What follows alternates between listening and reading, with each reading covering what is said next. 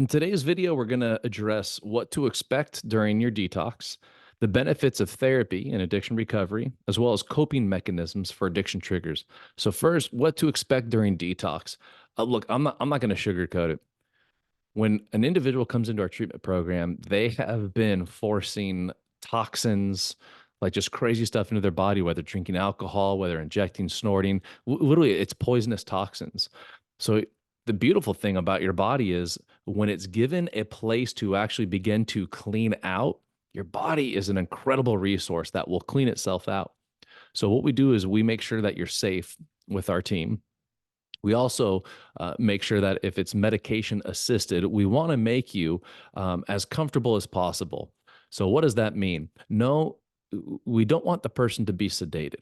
There's a reason for this. We want to actually experience a little bit of pain, a little bit of frustration, irritability, because what happens is we begin to mingle our emotional state with our thought process, our mental aspect, and the reason why is at the end of the detox, we can look back and say, I'm so glad I went through that. And now we have a core memory.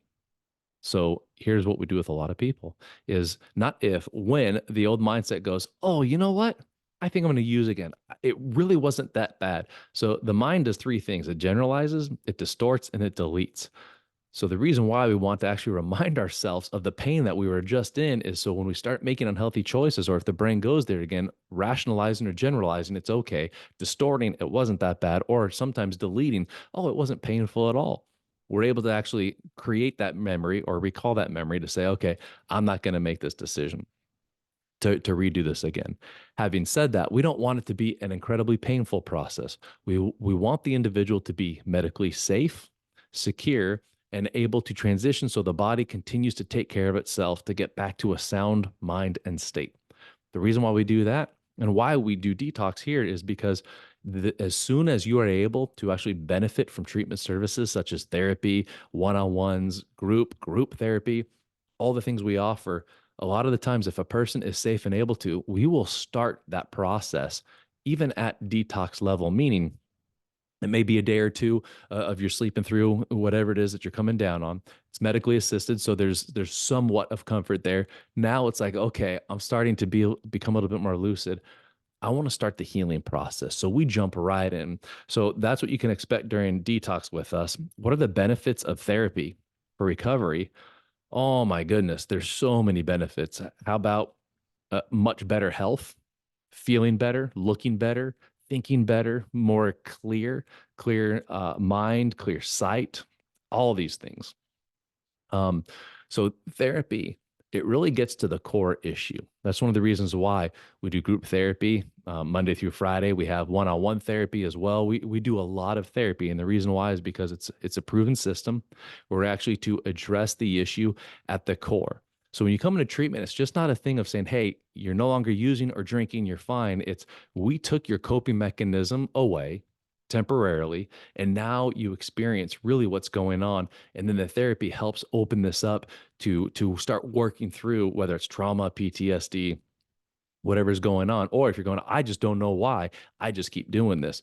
There's something underneath that is buried underneath all these stories, all these thoughts, internal narrative, everything that's happened to us. And therapy is what helps expose the core to do the work so you no longer have to numb out or sedate in life.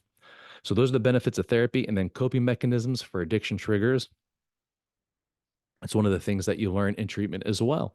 So there's so many different coping mechanisms. We go over what we call the five foundational freedoms. And so first one is fitness. We look at health. What are some things that you can do to begin to regulate your brain chemistry?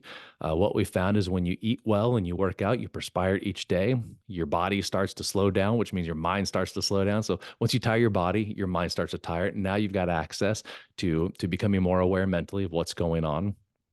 Also, we found when you feel better, you tend to look better. When you look better, you tend to make better decisions. And so that's just from the fitness and health. Then we look at the faith standpoint. What is your life like as far as something greater than yourself?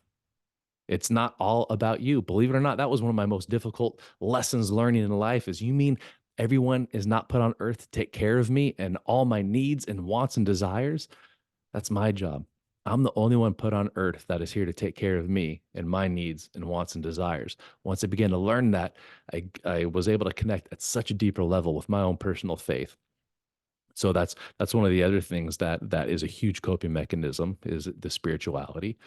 Next is family and friends, aka relationships. The more trust I have in relationships, the more open I am. Once I stop lying and start telling the truth, it's incredible and how the coping mechanisms are. I can talk when I'm having a tough day with my significant other. I can talk with a group. We talk about life teams and community. Uh, Next, on how to make sure I have coping mechanisms is financial aspect. We want to make sure that you have the tools and the resources that you are following through and living the life and doing the work that you actually love and enjoy. And then finally, those four sit on the fifth and final foundation, which is called feelings. We want to make sure you know how to feel all your feelings. I call it feeling the feels, and not necessarily misdiagnosing or mislabeling different emotions, but allowing them, then understanding where they're coming from, what's triggering them. So we go over way more in depth of different coping mechanisms once you get ready for that level, utilizing therapy, medication assisted detox. We do it all.